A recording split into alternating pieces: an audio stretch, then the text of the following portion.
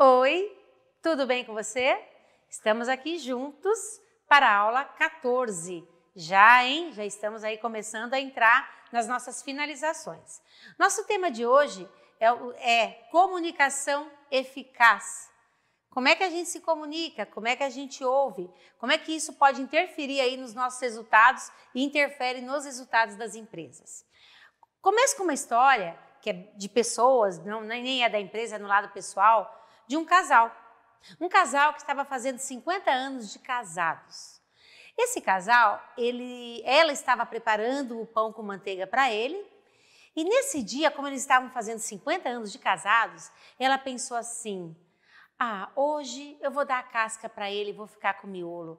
A vida toda eu dei a parte melhor do pão, eu sempre dei o miolo. Então hoje eu vou me permitir comer a parte melhor do pão, vou dar a casca. Aí quando arrumou lá o café e tal, o marido chegou, sentou, ele falou assim: nossa, não acredito, obrigada, eu adoro a casca, obrigada por você me dar a melhor parte hoje. O que essa história tem a ver com o que a gente vai falar hoje? Comunicação. No caso da história, ela achou que a vida toda ela comeu a parte ruim do pão, entendendo que ela dava o melhor para ele. E ele também não falou nada, mas sempre aceitou a outra parte porque achou que ela escolhia a melhor. O que isso tem a ver com empresa? Que isso tem a ver com pessoas que trabalham juntas, que precisam se comunicar para ter resultados melhores? O que faltou na história do casal e do pão, na sua opinião? Pensem aí um pouquinho, precisar para um pouquinho o vídeo. O que faltou na comunicação deles? Podemos pensar que como isso poderia ter resolvido 50 anos antes? O que faltou? Uma pergunta.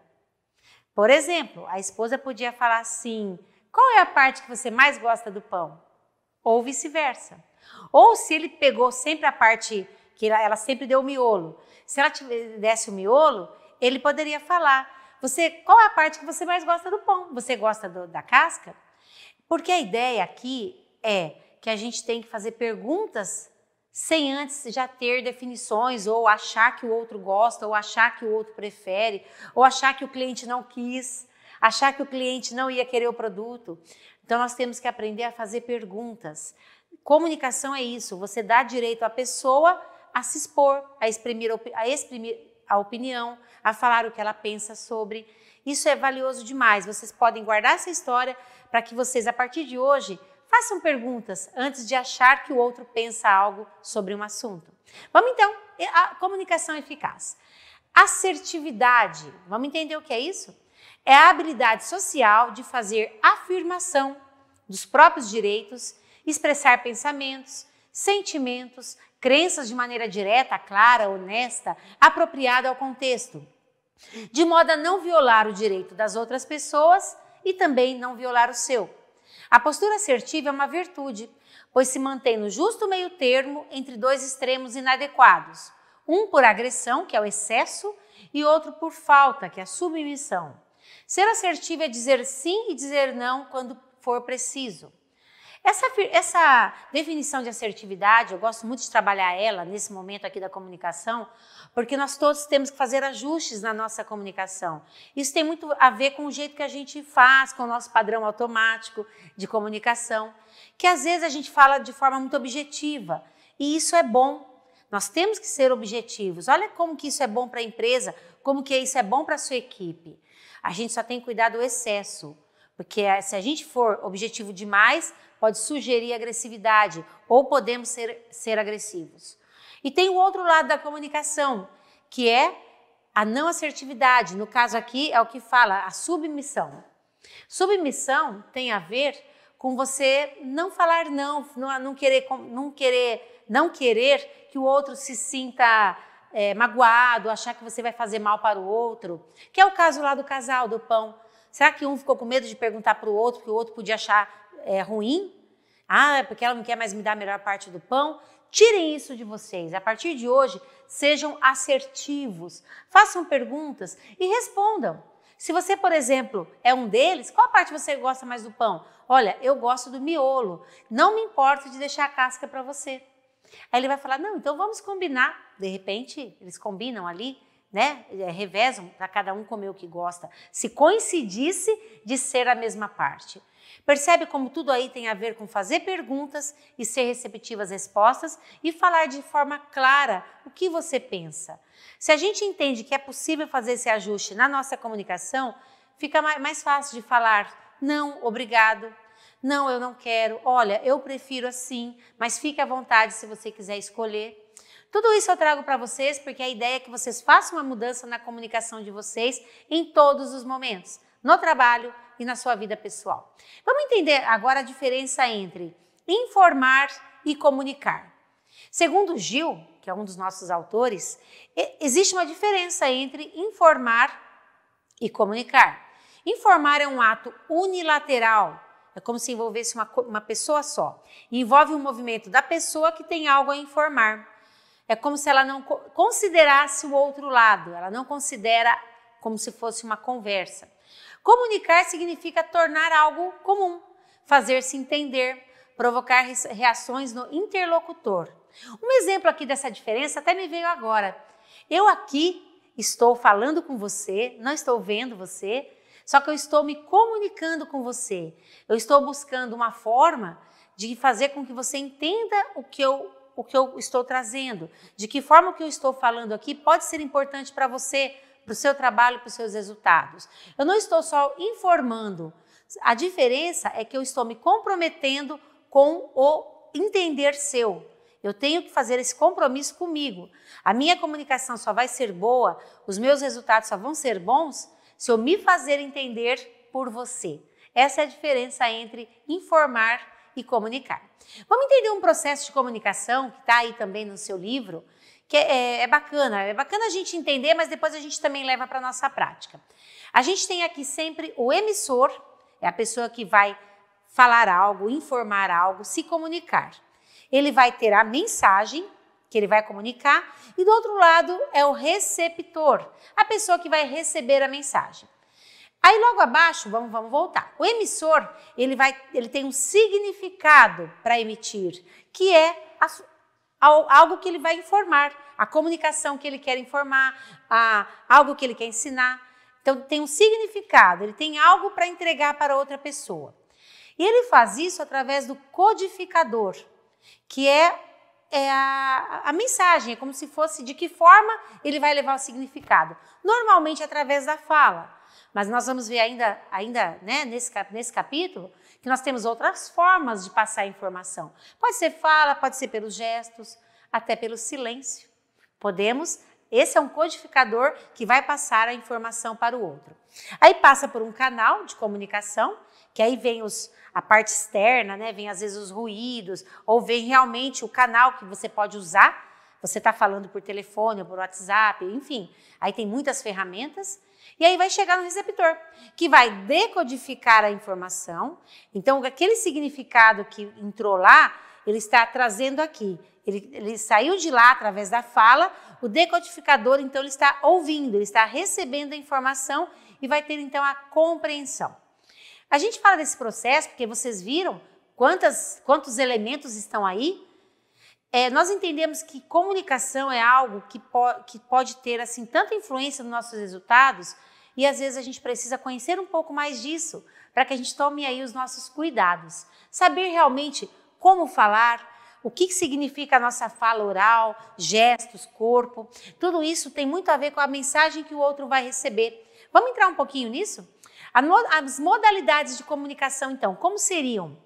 Nós podemos nos comunicar oralmente, que é por palavras, tom de voz, velocidade, volume, pausa, ênfase. Também podem fazer toda a diferença. Nós temos a nossa comunicação não verbal, linguagem corporal, expressão facial. Já pararam para pensar quanto a gente fala com um sorriso? Ou talvez com uma expressão mais forte, de talvez medo ou de nervoso. Os olhos, as mãos, tudo isso tem a ver com a expressão. E a expressão corporal diz muito. A expressão corporal, ela tem que caminhar com a gente. Nós nem podemos segurar ela. O corpo fala tanto que se a gente tiver que falar em público, normalmente a gente às vezes quer segurar as mãos, às vezes está um pouquinho nervoso, e isso é normal para todos nós. Só que a gente não pode, porque o corpo fala. Então a gente tem que deixar o corpo ir conforme a gente precisa, para que isso se torne mais natural. Isso tem a ver com a credibilidade da nossa fala. E aí tem a informação escrita, a comunicação escrita, que é o registro, armazenamento. Isso pode ser feito através de escrita mesmo, num papel, numa folha, num slide, ou no caso da informação entre pessoas, e-mails, memorandos, jornais, avisos em murais. Qual a importância dessa modalidade da escrita? A escrita, ela registra o que você está falando. Por quê? Vocês viram aqui quantos elementos quando a gente fala até o outro receber. Porque aí, gente, nesse espaço, existem muitas variáveis que a gente nem trouxe aqui. Quer ver? Olha só, existem frases ambíguas que podem fazer toda a diferença no que eu falo e no que você ouve. É um exemplo muito simples aqui. Nós temos lá algumas, eu tenho até alguns slides sobre isso, mas teve um gibi que eu li quando eu era bem nova. E o Cebolinha, ele estava indo brincar com a Mônica, né, na turma da Mônica. Todo mundo estava lá brincando no parque de pipa, soltando pipa. E o Cebolinha chegou com um bichinho aqui, uma arara. Na verdade, um papagaio. Porque pipa também pode se chamar papagaio.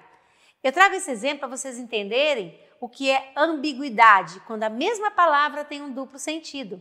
No caso do gibi, a palavra papagaio, para quase todo mundo, significou o papagaio, a pipa, porque eles deviam estar no contexto deles. Talvez o Cebolinha, quando ouviu, quando alguém informou para ele, se comunicou para ele, ele pensou assim, uia, eu tenho meu papagaio, eu vou levar, porque para ele, papagaio significava o bichinho que ele tinha, ou talvez, né, o animal que ele tinha acabado de ganhar. Então, para ele, papagaio só significou aquilo. Esse exemplo é bem bacana para a gente levar para o nosso olhar profissional. A pessoa, às vezes, está num contexto que aquilo que a gente informou tem um outro significado. Por isso, a importância de nós especificarmos quando falarmos. Então, por exemplo, eu te mando rapidinho o e-mail. O que é rapidinho o e-mail para a pessoa que está esperando para ir almoçar com o marido estacionado errado na frente da empresa porque ela vai pegar uma carona. E você, talvez o rapidinho de você vai ser daqui meia hora, porque você está terminando uma conversa com uma pessoa, terminando ali você vai mandar o e-mail. Então são palavras que a gente pode considerar ambíguas, têm sentidos diferentes para as pessoas. Procure então especificar, eu te mando em 30 minutos e lembra de cumprir o que promete, tá? Cumprir o que promete significa realmente cumprir. Então, se você não tem certeza se é 30 minutos, prometa mais para surpreender. Olha, posso te encaminhar em 1 hora? Ah, então tá, pode. Aí você encaminha em 30 minutos, em 35, em 40. Só que a ideia é que você não cumpra o que você prometeu. E no escrito, só para a gente não perder o aprendizado aqui, você deve realmente registrar tudo que for possível. Hoje existe aí as mensagens de WhatsApp, penso até que facilita. Isso nem sempre é documento para a empresa. Vamos entender que existem as políticas da empresa, que o WhatsApp não é muito visto. Normalmente são e-mails.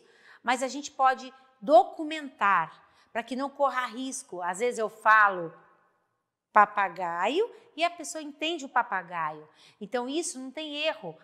Nenhum dos dois estão errados, mas nós temos que cuidar dos nossos resultados na nossa comunicação, não colocarmos responsabilidade do outro não ter entendido da maneira correta. E aqui uma última informação, dentro de tudo que nós conversamos, é que o nosso cérebro registra 7% de informações através do que a gente fala, palavras. 38% são sons. Tom de voz. Entenderam, gente? Ou vocês não estão interessados no assunto? Perceberam como o tom de voz dá informação? Porque ali eu falei que eu já estava começando a ficar impaciente. Gente, não sou muito boa atriz, tá?